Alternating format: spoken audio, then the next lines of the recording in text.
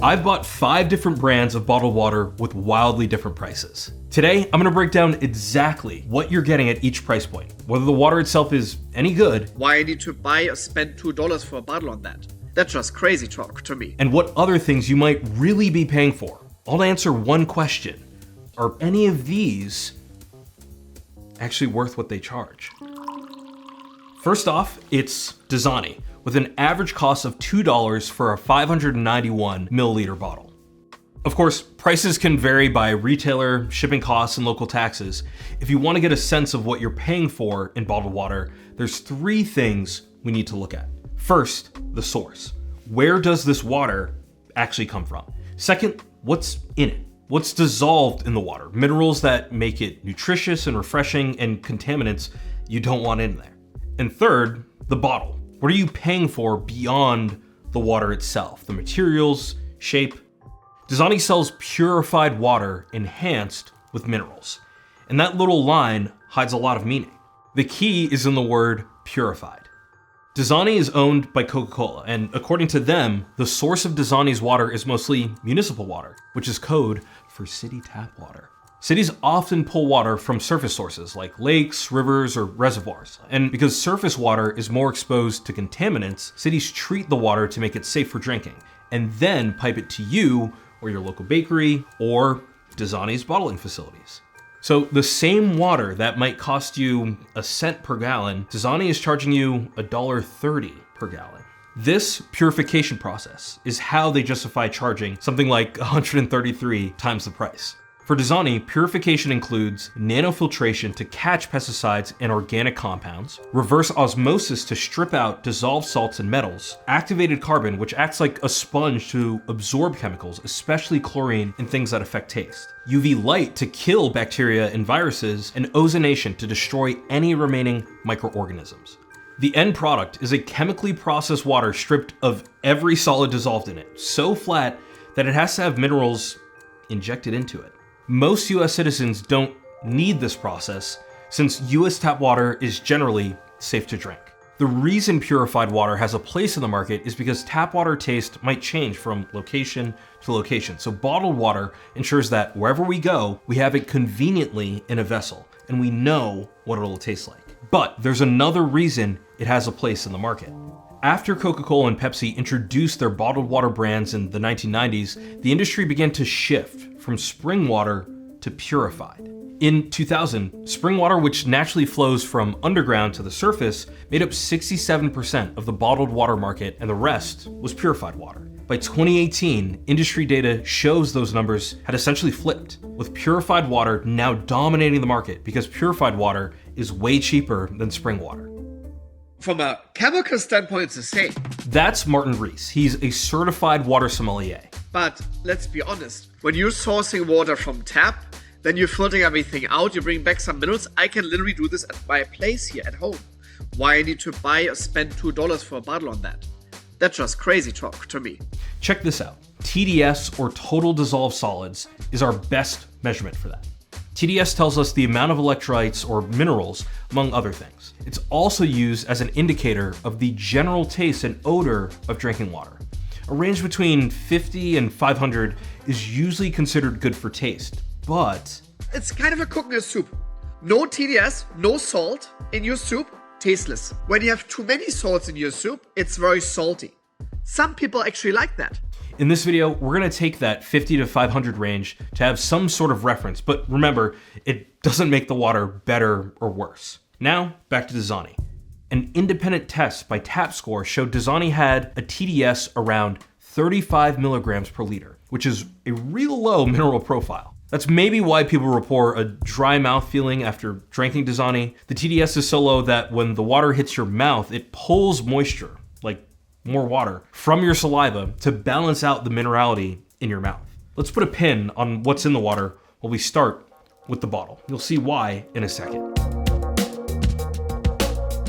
What are we paying for here? I mean, this bottle is like pretty squishy, pretty flimsy. And that makes sense. Plastic is cheap to produce, but it comes with drawbacks. In a big 2018 study that examined really popular water brands in the US, there was an important microplastic contamination in 93% of bottles tested. and Dasani was one of them.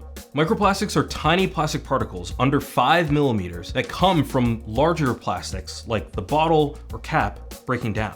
Research is still early, but they accumulate in the body and don't break down, and their persistence has raised concerns about inflammation and possible links to cardiovascular disease. In a 2018 study, Dasani was found to have 2 particles per liter at the lowest point, but 335 at the highest. For a cheap bottled water, the price reflects that you're not getting the highest quality water and you're not getting a thoughtful bottle either. The next brand entered one of the most competitive categories in retail. Yep, still talking about bottled water, and somehow convinced millions of people to switch from cheaper options, which got me wondering, how do brands justify charging more? Turns out there's a whole playbook that also works if you're trying to charge more for your product without losing customers. And we've written it for you in this free database, breaking down more than 60 pricing psychology tactics that brands like Fiji and Bling H2O use. Things like language and naming, scarcity cues, and sensory tricks that make customers want to pay more. Each tactic includes real examples, what it costs to implement, and step-by-step instructions so you can apply it to your own business. It's free to download, link in the description, or scan this QR code. Now, back to a true king in this game. Liquid Death. With an average cost of $2 for a 568 milliliter can. This could be water, it could also be beer or an energy drink, not too sure, but it is water. And this time it comes from where I'd personally expect bottled water to come from, the wilderness. Specifically from rural Virginia or Idaho. The source is an artesian aquifer, which is a natural underground body of water trapped between layers of rock or soil. When it's tapped, its confinement creates a pressure that forces the water upwards to be collected. What's cool about these underwater sources is that as rainwater seeps downward through layers of rock and soil, these materials can act as a natural filtration system, clearing out large particles and sediment before the water reaches the aquifer. Earth's natural filtration system. Very impressive. Liquid Death fills cans on site at the water source to prevent contamination and maintain the water's natural properties. The minerals here are naturally found, unlike Dasani, which strips the minerals, then re-adds them in extremely low quantities. According to Liquid Death's 2023 water quality report, their TDS sits at 113, which is usually considered great for refreshing and good tasting water. Something these tests didn't test for was microplastics, and no reliable independent tests have been made on Liquid Death's cans to test for them. So we don't really know if it contains any. But since it comes in a can, could it?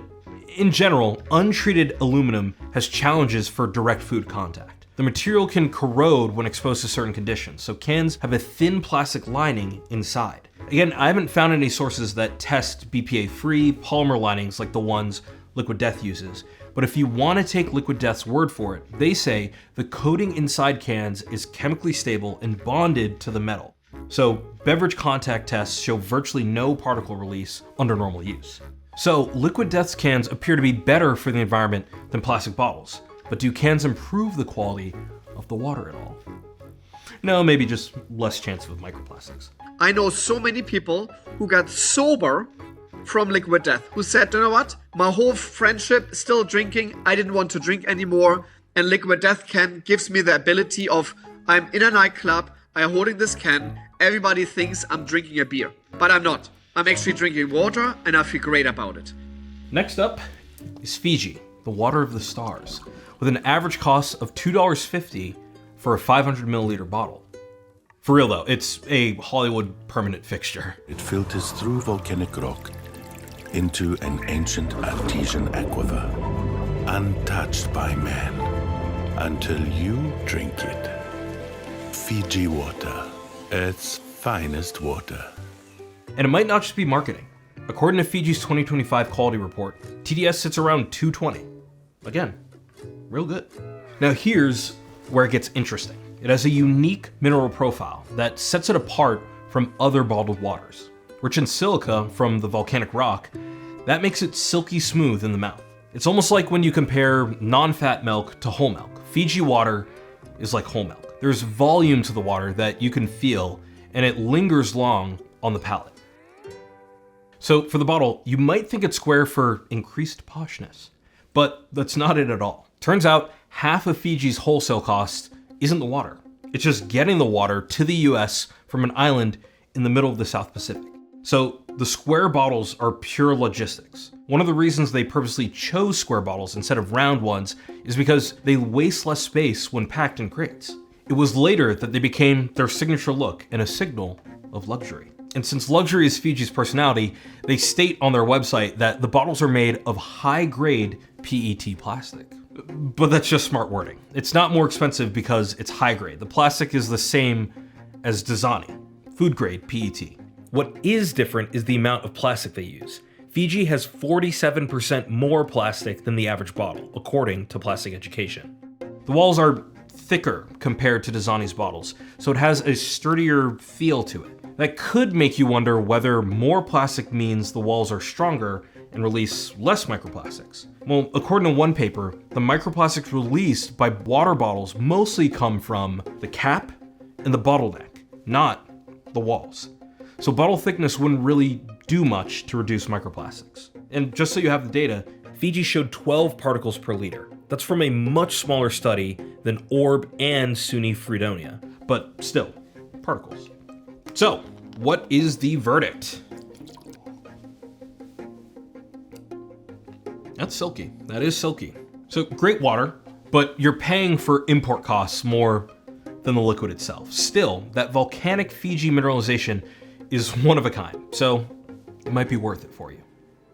I'm not gonna lie, I've wanted to try this one. This, folks, is iceberg water from a 15,000-year-old glacier that's journeyed for 2 years from Greenland all the way to the coast of Newfoundland in Canada to be harvested in Iceberg Alley so that I could drink it. And I think this deserves a special glass.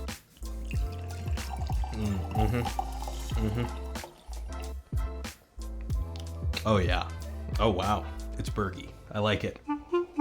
While they keep their exact ice harvesting method a mystery, I found these 13-year-old photos on their Instagram. Then I found this 2020 60 Minutes doc featuring a Canadian company in Newfoundland that specializes in iceberg harvesting for bottled water. So, mystery solved.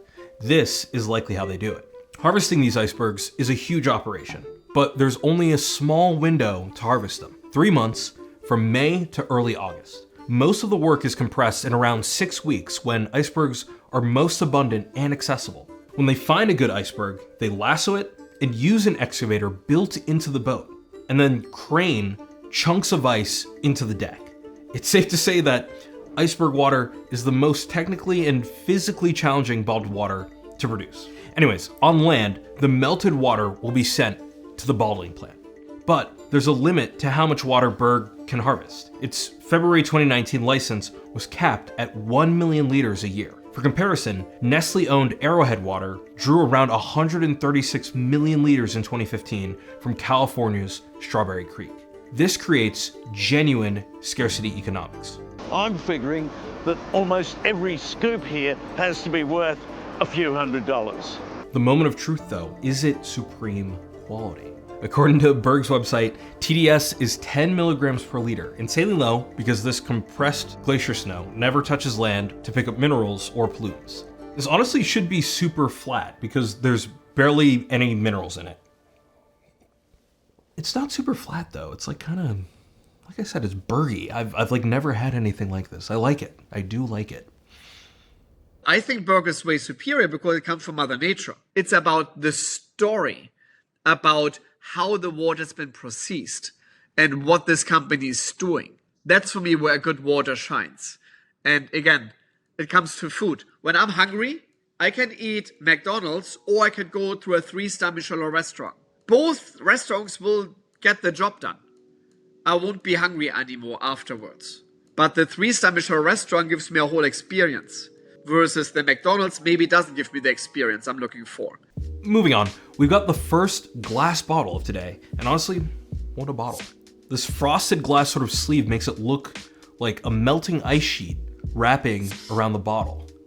Quickly, on microplastics, Berg claims on its website that there are no microplastics, but it shows no tests. However, while the bottle and cap are cleaner, All bottled water, even artisan water, can pick up trace microplastics from the bottling facility itself, like plastic pipes, filtration membranes, and industrial gaskets.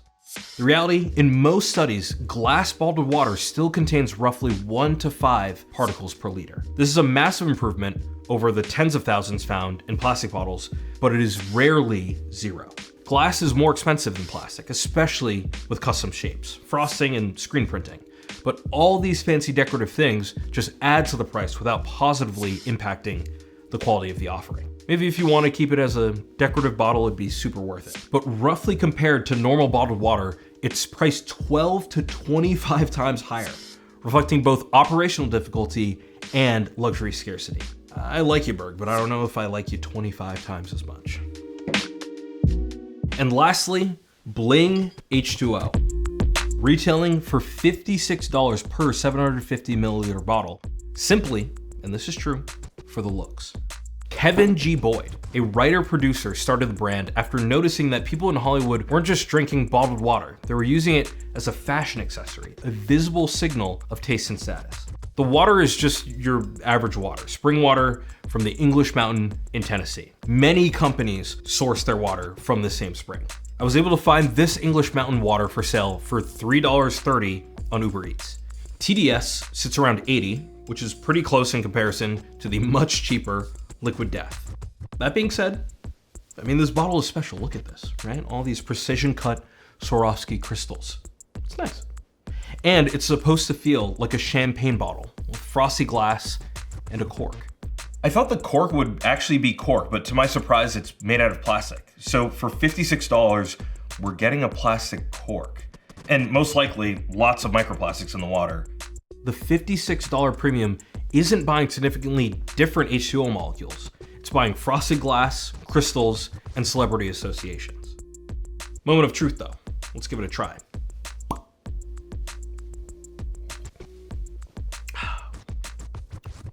All right, look, I know I said, it's just spring water from Tennessee. It tastes good. Like, I don't know exactly what it is. This is good. You also liked it, right? I loved it.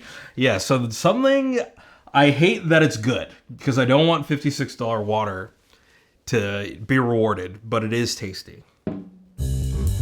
With all that said, here is my own personal ranking. Dasani, thank you for trying. Liquid Death, it feels weird coming out of a can. I know some people like that. It's not for me. Berg, you were interesting. It was very Bergy, which is, it's novel, but I don't know if I want to drink that every day. Fiji, a classic. I love her. And Bling, again, I hate that I'm doing this, but it was tasty. I don't know what it is about that Tennessee water and the glass bottle, but I liked it a lot, unfortunately. And I hate that. I hate that I feel that way. But that is personally how I feel. Honestly, what the market's missing is a middle ground. Glass bottle with a cork or non-painted glass cap with Fiji level mineralization. How much would you pay for that?